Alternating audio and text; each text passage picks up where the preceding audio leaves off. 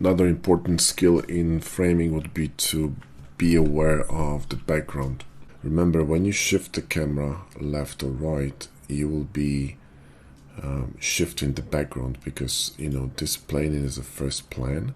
But when I'm going to shift my camera, the position of this air conditioner is going to shift, right? So let me show you this in Blender, what I mean. Let me show you this in Eevee because it's going to be a bit of a faster feedback. So if I'm going to grab this camera, and I want you to watch the position of the air conditioner and the crane and the bottom line here of the floor, the ledge here on the top, and this gap here between the barrels. So if I'm going to, lock it to view and start changing the camera angle like this, you see you always have to watch the background. We got a clash now here between the aircon and this cockpit. We have way too much space here on the bottom. The top is clashing with the engine.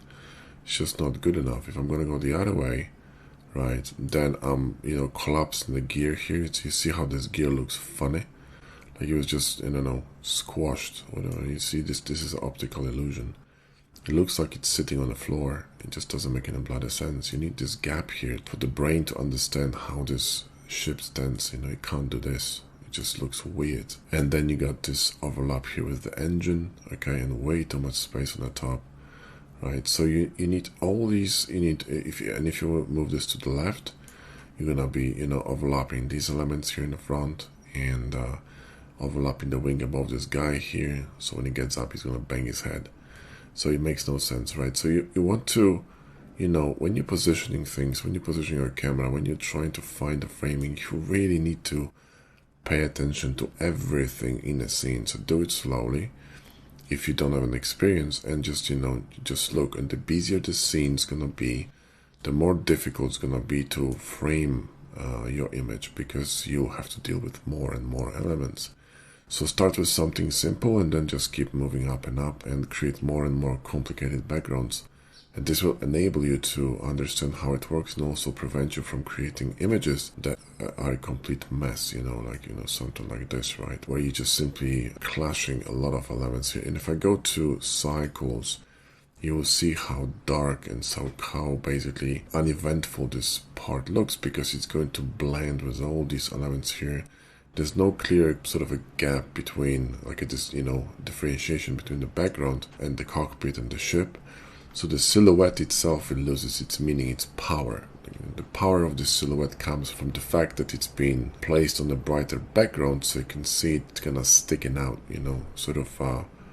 it's just more visible in the frame. So here, look, if I'm going to, move it like that, you just grab this vessel and move it here. Move the camera a bit closer, see what I mean? So you see that now it all kind of melds in here into one cluster of details or elements, and it's a similar toning and brightness, so you can't really see where the vessel starts and the vessel ends, which is why it's so important that, this silhouette here is placed against this kind of a brighter wall here.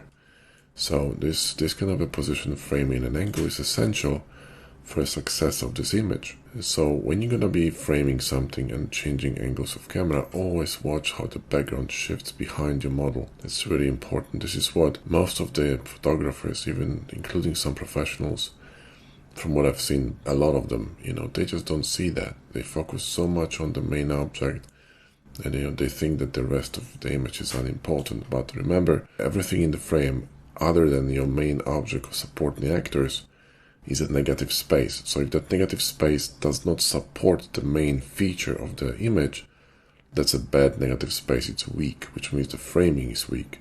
So the negative space and the background is as important as your main element, because it will define it. It will support it or it will ruin it. So bear that in mind. I see a lot of renders with like cars or whatever rendered, and there's like a pole sticking behind the car, or pole sticking from someone's head. The way to mitigate it could be a very shallow depth of field. Like for example here, what I've done is I used the trees as a background. I literally melded them into one green mass, and I used this tree trunk as an offset for the model. So it just simply outweighs the contrast here that she creates, right? But the entire point of this framing was to remove all the distractions around her, make sure there's nothing sticking out of her head, and offset it to the right side so there's, it's a bounce. You bounce from that back to her, right? So you can control this background very well, and if you learn how to control the background, then you're gonna become a really good artist. You can train this very easily by simply going out with a camera and shooting street photography of some people or whatever, monuments, doesn't matter.